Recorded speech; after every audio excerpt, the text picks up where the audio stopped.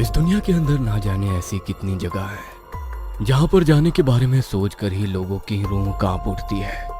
उन जगहों पर होने वाली अजीबोगरीब घटनाएं सामान्य दुनिया की बातों से बिल्कुल परे होती है। कहा जाता है कि ऐसी जगहों पर अधिकतर भूत, प्रेत और आत्माओं का साया मौजूद होता है। ऐसे ही एक घर की कहानी आज हम आपको सुनाने जा रहे हैं, जिसके अंदर घटी भयानक भूतिया घटनाओं पर एक नोबेल और हॉलीवुड की 17 मूवीज बन चुकी है। हम बात कर रहे हैं एमिटीविले के उस भूतिया घर की, जिसे लोग एमिटीविले हॉन्टेड हाउस के नाम से जानते हैं, और उस घर के पीछे छिपे काले और डरावने दिल दहला देने वाले रहस्यों की। ये बात है आज से 49 साल पुरानी, साल 1975 की, जब हस्बैंड जॉर्ज और वाइफ कैथलीन लुड्स एक घर की तलाश कर रहे थे। तब उन्हें न्यूयॉर्क सिटी के पास लॉन्ग आइलैंड के एमिटीविले विलेज में एक घर बहुत ही सस्ते दाम में मिल गया, जिसका एड्रेस था एमिटीविले 12 ocean Avenue, south of long island, New York. लुड्स family अभी उस घर में नई नई ही शिफ्ट हुई थी, लेकिन उनके वहां शिफ्ट होते ही उन्हें वहां कुछ अजीब सा एहसास होने लगा था। उन्हें हर समय यह महसूस होता था कि उस घर के अंदर उनके परिवार के अलावा कोई और भी मौजूद है। उन्हें कई बार अपने घर में बहुत ही अजीबोगरीब आवाजें भी सुनाई देती थी। उन्हें ऐसा लगता था जैसे कोई हर समय उन सभी पर नजर रखे हुए है। एक रात जॉर्ज और कैथलीन जब अपने कमरे में सो रहे थे कि तभी अचानक जॉर्ज की आंख खुल गई। लेकिन उसने जैसे ही अपनी आंखों के सामने का मंजर को देखा तो डर के मारे उसकी रूह कांप गई। उसकी आंखों के सामने उसकी पत्नी का शरीर हवा में झूल रहा था, जो उस वक्त गहरी नींद में सो रही थी। डरा सहमा जॉर्ज अपने बिस्तर पर लेटा हुआ लगातार बस एकटक कैथलीन को देख रहा था कि तभी अचानक कैथलीन का हवा में उड़ता शरीर खुद ब खुद उसके बिस्तर पर आया। एक आम इंसान के लिए यह घटना बिल्कुल भी सामान्य नहीं थी, इसलिए इस घटना से जॉर्ज बुरी तरह से डर गया। उन लोगों को उस घर में हमेशा किसी साए का एहसास जरूर होता था, लेकिन आज तो जॉर्ज ने ऐसी घटना अपनी आंखों के सामने होते देखी थी। वो दोनों उस घर में अपने 2 बेटे डेनियल और क्रिस्टोफर और बेटी मिसी के साथ रहते थे। एक बार जॉर्ज अपने घर के बाहर गार्डन में टहल रहा था कि तभी उसकी नजर अपनी बेटी पर पड़ी। वो उस वक्त अपने कमरे की खिड़की पर खड़ी होकर किसी से बातें करती हुए हंस रही थी। लेकिन जब जॉर्ज ने ध्यान से उसकी तरफ देखा तो उसके पैरों तले से जमीन खिसक गई, क्योंकि कमरे की खिड़की पर उसकी बेटी मिसी के अलावा वहां और कोई भी नहीं था। तो आखिर वो किससे बातें करती हुई हंस रही थी? इसके साथ ही एक अजीब चीज जो लुड्स फैमिली ने नोटिस की वो ये थी कि उस घर की बेसमेंट में छिपा हुआ एक कमरा, जो घर खरीदते समय उस घर के मैप में नहीं था। हर बीतते दिन के साथ अब उस घर में ये घटनाएं बढ़ने लगी थी। उस घर में बहुत सी जगह पर अचानक से उन्हें ठंडी हवाएं महसूस होने लगी, जो कि उन्हें वहां किसी साए की मौजूदगी का एहसास कराने लगी। धीरे धीरे उनके परिवार में उन सब की तबीयत भी खराब होने लगी। इसलिए जॉर्ज ने उस घर को ब्लेस करवाने के लिए चर्च के फादर को अपने घर पर बुलाया।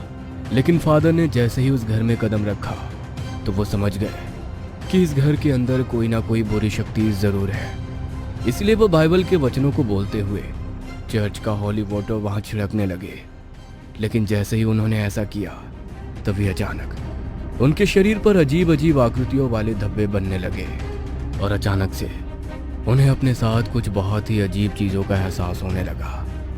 उस घर को ब्लेस करते समय फादर भी बुरी तरह घबरा गए और वो डर के मारे उस घर से बाहर आ गए। उन्होंने बाहर आकर देखा तो उनके शरीर पर पड़े वो अजीब सी आकृतियों वाले धब्बे अब गहरे घाव बन चुके थे। अपने साथ हुए इस हादसे के बाद फादर इस हद तक डर गए कि उन्होंने कभी दोबारा इस घर में वापस आने की हिम्मत नहीं की। इन सभी हुए हादसों के बाद लुड्स फैमिली बेहद बुरी तरह डर चुकी थी। वो समझ गए थे कि अगर उन्होंने एक और रात भी इस घर में बिताई तो बात उनकी जान पर बन सकती है। लुड्स फैमिली 28 दिन तक ही उस घर में रह पाए, और एक दिन वो बिना अपना सामान तक पैक किए ही अचानक उस घर को छोड़कर वहां से कहीं दूर चले गए। लुड्स फैमिली के इस घर को छोड़ने के बाद इस घर में हुई पैरानॉर्मल एक्टिविटीज की खबर बहुत तेजी से फैलने लगी। इसलिए उस समय के जाने माने paranormal experts husband wife ED Warren और लरीन वॉरेन ने उस घर की पैरानॉर्मल इन्वेस्टिगेशन की। जिसमें उन्हें वहां बहुत सी आत्माओं के होने के साइंस भी मिले। उन्होंने इन्वेस्टिगेशन करते समय अपने कैमरा से उस घर की कुछ पिक्चर्स भी ली, जिसमें उन्हें एक बच्ची की आत्मा साफ साफ दिखाई दी। लेकिन आखिर उस घर में हो रही इन सभी पैरानॉर्मल एक्टिविटीज के पीछे क्या कहानी थी? अगर हम लूज फैमिली के इस घर में शिफ्ट होने से ठीक 1 साल पहले की बात करें, तो इस घर में साल 1974 में डिफ्यू फैमिली रहती थी, जहां 23 साल का रोनाल्ड अपने माता पिता, 2 छोटे भाइयों और 2 छोटी बहनों के साथ रहता था। लेकिन एक रात अचानक उसने रात के 3:15 में उठकर अपने घर के सभी 6 सदस्यों को गन से शूट कर मार दिया। लेकिन हैरानी की बात यह थी कि उनके घर के पास रहने वाले किसी भी पड़ोसी को गन के फायर होने की आवाज तक सुनाई नहीं दी। इससे भी बड़ी हैरानी की बात यह थी कि अपने ही परिवार को मारने के बाद जब अगले दिन रोनाल्ड काम से अपने घर लौटा, तो वो अपने घर वालों की डेड बॉडीज को देखकर हैरान परेशान हो गया और उसने पुलिस को कॉल करके अपने घर पर बुलाया। सारी इन्वेस्टिगेशन करने के बाद जब पुलिस को इस फैमिली के मर्डर के पीछे का कोई मोटिव समझ नहीं आया, तो उनका शक सीधा रोनाल्ड पर गया। जब पुलिस ने रोनाल्ड से कड़ी पूछताछ की, तो रोनाल्ड के दिए गए बयान पर खुद पुलिस भी यकीन नहीं कर पाई। रोनाल्ड ने यह कबूल कर लिया था कि उसके सभी फैमिली मेंबर्स को उसने अपने हाथों से मारा है, लेकिन उसका कहना था कि उसने ये सब कुछ अपने होश में नहीं किया, बल्कि ये घर उसे उसके परिवार की जान लेने के लिए उसका आता था। घर की दीवारों से उसे ये आवाजें आती थी जो उसे उसके परिवार को मारने के लिए कहती थी। रोनाल्ड की इन बातों पर यकीन करना पुलिस के लिए बेहद मुश्किल था, इसलिए उन्होंने रोनाल्ड को गिरफ्तार करके 6 लोगों के कत्ल के जुर्म में उसे उम्र कैद की सजा सुना दी। लेकिन इस घर की ये कहानी यहीं पर खत्म नहीं होती। जब वॉरेंस ने गहराई से इस घर की हिस्ट्री के बारे में जाना, तो जो उन्हें पता चला वो बहुत ही दिल दहला देने वाला था। उन्होंने बताया कि साल 1924 में इस घर पर एक कॉटेज हुआ करता था, जहां जॉन नाम का एक आदमी काले जादू से जुड़ी तांत्रिक क्रियाएं करता था, जिसकी मौत के बाद उसकी डेड बॉडी को उसी कॉटेज के नीचे दफन कर दिया गया था।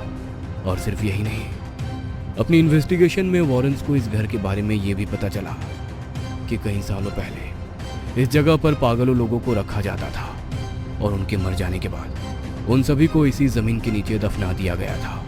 और शायद इसीलिए यह घर एक नहीं बल्कि बहुत सी आत्माओं की चपेट में था।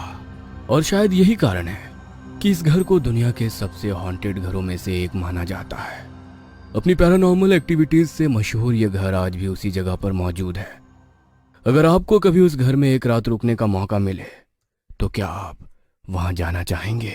हेलो दोस्तों, यदि आप हमारे चैनल से नए जुड़े हैं तो हमारे चैनल एवी लाइव को सब्सक्राइब जरूर करें और अपने दोस्तों में शेयर करें।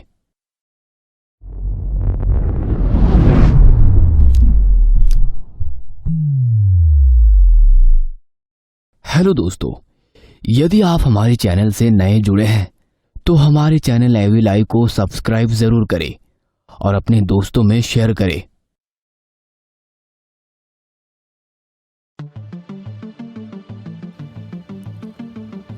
हरियाणा के अरावली पहाड़ों में पुलिस को अभी अभी एक अज्ञात लाश की खबर मिली थी। रात बहुत हो चुकी थी और उस रात को और खौफनाक बनाने में मूसलाधार बारिश ने उसका साथ देना शुरू किया।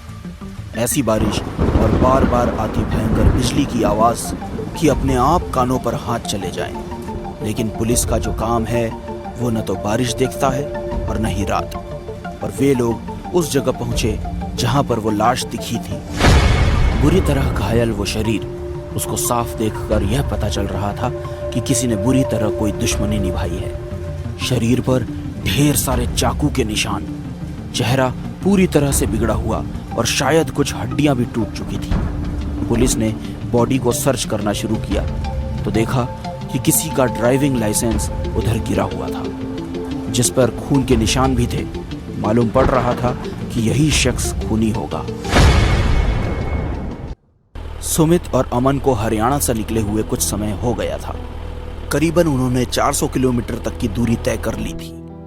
बाहर कड़ाके की सर्दी पड़ रही थी और पेट में चूहे दौड़ रहे थे। दोनों ने ढाबे पर रुककर अभी खाना ऑर्डर किया ही था कि तभी उनकी नजर गंदी हो चुकी गाड़ी पर गई।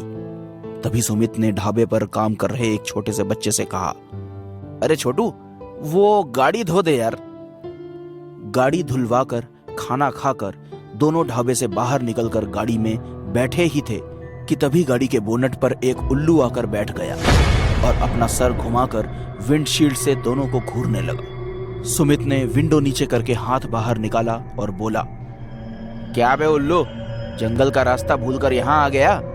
चल निकल यहाँ से, हट, चल हट। सुमित गाड़ी स्टार्ट करने ही वाला था कि तभी उसकी डिक्की से आवाज आई। सुमित ने डिक्की चेक की, डिक्की खुली पड़ी थी, इसलिए उसने इस बात के बारे में ज्यादा सोचा नहीं और गाड़ी स्टार्ट करके चल पड़ा। गाड़ी चलाकर ढाबे से करीबन 1 किलोमीटर ही आगे बढ़े होंगे कि तभी सुमित के कंधे पर हाथ रखकर कोई पीछे से बोला, जरा गाड़ी लेफ्ट में रोकना। अमन चिल्लाया, अबे गाड़ी क्यों रोकी? इतनी तेज ब्रेक कोई लगाता है क्या? सुमित ने जो कहा उसको सुनने की उम्मीद अमन को नहीं थी। भाई, किसी ने पीछे से मेरे कंधे पर हाथ रखकर गाड़ी साइड में लगाने के लिए कहा। हाँ, पीछे भूत बैठा है ना, चल हट, साइड में आ, मैं गाड़ी चलाऊंगा। रात की उतरी नहीं है तेरी अब तक लगता है।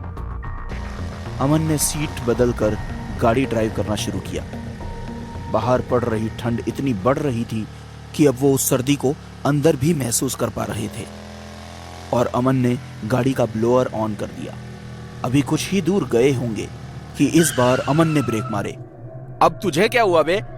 यार, किसी ने मुझे भी पीछे से कहा, जरा ब्लोअर मिडल में करना।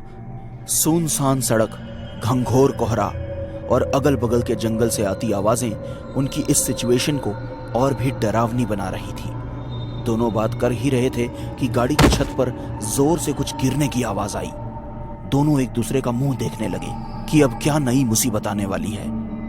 फिर भी हिम्मत करके जब दोनों उतरे तो सर के बेहद करीब से एक उल्लू उड़ता हुआ गया और पास के पेड़ के एक शाख पर जाकर बैठ गया। देखकर लग रहा था कि मानो वो उन्हें ही देखकर आवाज कर रहा हो। भाई, ये वही उल्लू है क्या जो शुरू में हमारी गाड़ी पर आकर बैठ गया था? पता नहीं यार, पर ये उल्लू हम लोगों को इतना घूर क्यों रहा है? उस उल्लू से ध्यान हटाकर जब गाड़ी की छत पर देखा तो कुछ नहीं था, पर वहां पर एक डेंट जरूर था। दोनों की समझ में नहीं आया कि यह हुआ क्या था, पर बिना ज्यादा दिमाग लगाए वो गाड़ी के अंदर बैठे ही थे कि इस बार आवाज पीछे से आई। दोनों ने हिम्मत कर दोबारा गाड़ी से बाहर निकल कर देखा तो एक पिछली बार की तरह गाड़ी के पीछे वाले हिस्से में भी बस एक डेंट के अलावा कुछ भी नहीं था। वो दोनों इधर उधर देख ही रहे थे कि गाड़ी की सामने की तरफ से इस बार एक जोरदार आवाज आई। सुमित और अमन दोनों दौड़कर आगे गए तो देखा कि एक डेंट गाड़ी के आगे भी था और इस बार भी आसपास कोई नहीं था। वो दोनों ये सोच ही रहे थे कि उनके साथ आखिर हो क्या रहा है। तभी गाड़ी की छत पर आकर वो उल्लू बैठ गया। उन्होंने तभी अपनी गाड़ी में से एक पानी की बोतल निकाली और जंगल में भागे। अमन, मुझे तो कुछ बहुत बड़ी गड़बड़ लगती है, चल आसपास कुछ जगह ढूंढते हैं। करीबन 300 मीटर ही अंदर गए होंगे, परंतु उनकी सांसें फूलने लगी। रुककर हांफते हुए पानी की एक बोतल से पानी पीने के लिए मुंह ऊपर किया ही था कि देखा कि डाल पर वही उल्लू बैठा हुआ था। सुमित, ये कहां फंसा दिया तूने मुझे? ये उल्लू हमारा पीछा ही नहीं छोड़ रहा है। अमन, जंगल की तरफ भागते हैं और इस बार रुकना नहीं है।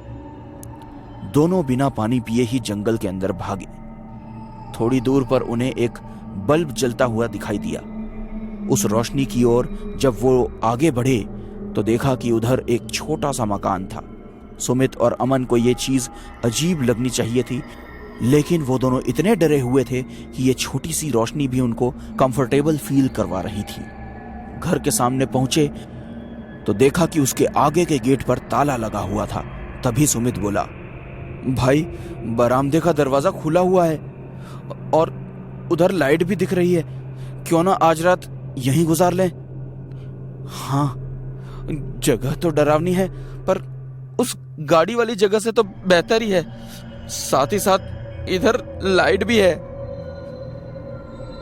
दोनों ने वहीं रात गुजारने की सोची। चारों तरफ घना जंगल, जंगल में रात का सन्नाटा, कीड़ों की आती लगातार आवाज।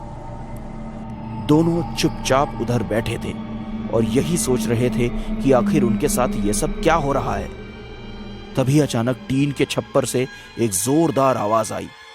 दोनों ने एक दूसरे को देखा और तुरंत खड़े होकर आगे गए और घूमकर दोनों ने देखा तो वही उल्लू उन्हें घूर रहा था। वो दोनों उल्लू को भगाने की कोशिश कर रहे थे। उस पर 2-3 पत्थर भी फेंक कर देखे, लेकिन सारी कोशिशें बेकार। अब इस वक्त अमन बहुत तंग आ चुका था। पिस्तौल निकाल, उड़ा दे इस साले उल्लू को। सुमित ने निशाना लगाया और गोली चलाई। अंधेरे में यह तो नहीं दिखा कि क्या गोली उल्लू को लगी, पर वो उल्लू वहां से उड़कर जंगल की ओर चला गया। सुमित और अमन चैन की सांस ले ही रहे थे कि तभी सुमित का फोन बजा। फोन की आवाज सुनते ही अमन इतना डर जाता है कि सुमित को बुलता है। साले, तुझे कहा था ना अपना फोन बंद रखना, मरवाएगा साले, चल ऑफ कर ये फोन अपना। सुमित ने तुरंत अपना फोन ऑफ किया। इतने में ही जो आवाजें उन्हें परेशान कर रही थी वो फिर से एक बार सुनाई दी। यहां रुके तो जानवर की मौत मारे जाएंगे, इससे अच्छा तो अपनी गाड़ी के ही पास जाते हैं। कड़ाके की ठंड में सुनसान जंगल से होते हुए दोनों एक मेन रोड के पास पहुंचते हैं तो उन्हें दूर दूर तक अपनी गाड़ी नजर नहीं आती है। ये ले, अब अपनी गाड़ी ही गायब हो गई है। गाड़ी छोड़, उस ढाबे पर चलते हैं जो यहां से 1 किलोमीटर दूर है। दोनों ढाबे पर पहुंचे तो उनकी गाड़ी वहीं खड़ी थी और साथ ही पुलिस की जीप भी। पुलिस की गाड़ी देख दोनों पलटकर जाने लगे कि ढाबे के उस बच्चे ने आवाज लगाई। अरे भैया, ये साहब आपसे बात करना चाहते हैं। डरे डरे से दोनों जब पुलिस के पास गए तो पुलिस ने पूछा, गाड़ी आपकी है? हाँ सर, हमारी ही है। तो ऐसे मेन रोड पर गाड़ी छोड़कर कहां चले गए थे? वो क्या है ना सर, हम जंगल में बाथरूम करने घुसे और जब वापस आए तो देखा गाड़ी वहां थी ही नहीं। पुलिस ने उनके पेपर्स और ड्राइविंग लाइसेंस सब चेक किए और कहा कि अब वो वहां से जा सकते हैं। गाड़ी में घुसने से पहले उन्होंने गाड़ी की छत, आगे वाला और पीछे वाला हिस्सा देखा और साथ ही में उसकी डिक्की भी सब कुछ चेक कर ली। दोनों इस सोच में डूब गए कि गाड़ी में पहले जो डेंट थे वो अब नए जैसे लग रहे थे। खैर पुलिस वहां बैठी ही थी, इसलिए दोनों ने वहां ज्यादा समय नहीं लगाया। दोनों जाकर गाड़ी में बैठे और गाड़ी स्टार्ट करने ही वाले थे कि तभी गाड़ी के बोनट पर वही उल्लू आकर बैठ गया और ऐसा लग रहा था कि वो शीशे से उस पार बस इन्हें ही देख रहा हो। उन्होंने उसे हटाने के लिए गाड़ी के वाइपर्स चला दिए, लेकिन फिर भी वो वहीं बैठा रहा। उसके बाद अमन बाहर निकलकर उस उल्लू को उड़ाने लगा। वो अंदर आकर बैठा और दोनों गाड़ी स्टार्ट करके चल दिए। दोनों के चेहरे पर एक अजीब सी मुस्कान थी जिसमें न जाने उन्होंने कैसे राज छुपाए हुए थे। अभी थोड़ी दूर ही गए थे कि उनकी गाड़ी खराब हो गई। लाख कोशिश के बाद भी गाड़ी शुरू नहीं हो रही थी। सुमित जब गाड़ी से उतरा तो एक अजीब सी फीलिंग उसे होने लगी, क्योंकि ये एग्जैक्टली वही जगह थी जहां उनकी कार थोड़ी देर पहले रुकी थी। नीचे उतरने के लिए जैसे ही सुमित ने गाड़ी का दरवाजा खोला था कि तभी फिर वो उल्लू उसकी गाड़ी पर आकर बैठ गया। फिर से यही। यह देखकर उसकी हालत और भी खराब होने लगी कि तभी वो गाड़ी में बैठकर एक बार फिर गाड़ी शुरू करने लगा। उसकी सारी कोशिश जब बेकार हो गई तो सुबह तक वेट करने के अलावा उसके पास कोई ऑप्शन नहीं था। गाड़ी की सीट को थोड़ा पीछे कर दोनों सोने की तैयारी करने लग गए कि तभी थोड़ी देर में डिक्की से एक आवाज आई। सुमित, तूने वो आवाज सुनी जो मैंने सुनी? हाँ, लेकिन गाड़ी से नीचे उतरने की कोई जरूरत नहीं है, चुपचाप बैठा रहे यहीं पर। थोड़ी देर में वो आवाज अपने आप बंद हो गई और दोनों ने चैन की सांस ली। आज की रात दोनों के साथ इतना कुछ हुआ था कि कब उनकी आंख लगी उन्हें पता ही नहीं चला। आंख लगने के 2-4 मिनट बाद ही किसी ने उनके शीशे पर दस्तक दी। सुमित और अमन दोनों की आंख अचानक खुली, पर दरवाजा किसी ने नहीं खोला। जब शीशे की दस्तक बंद हुई, गाड़ी के ऊपर सामने और पीछे की तरफ एक आवाज, अबे बाहर निकल, कितनी दूर भागेगा, निकल बाहर। हड़बड़ाकर दोनों गाड़ी से बाहर निकले तो देखा पुलिस के लोग डंडे से उनकी गाड़ी पर बुरी तरह से मार रहे थे। दरअसल सुमित और अमन ने ही उस आदमी की हत्या की थी जिसकी लाश पुलिस को हरियाणा से बरामद हुई थी। दोनों ने नशे की हालत में पहले उस आदमी को मिलने के लिए बुलाया और फिर उनका पैसा न लौटाने पर उसकी बेरहमी से हत्या कर दी। हरियाणा पुलिस ने वो बरामद लाइसेंस राजस्थान पुलिस को दे दिया था, जो कि राजस्थान का ही निवासी था। लास्ट लोकेशन देखकर राजस्थान पुलिस ने दोनों को गिरफ्तार कर लिया। सुमित और अमन पुलिस की गाड़ी में बैठे थे और जब नजर अपनी गाड़ी की छत पर गई तो उस आदमी की लाश दिखी जिसके ऊपर वो उल्लू बैठा हुआ था। हेलो दोस्तों, यदि आप हमारे चैनल से नए जुड़े हैं तो हमारे चैनल एवी लाइव को सब्सक्राइब जरूर करें और अपने दोस्तों में शेयर करें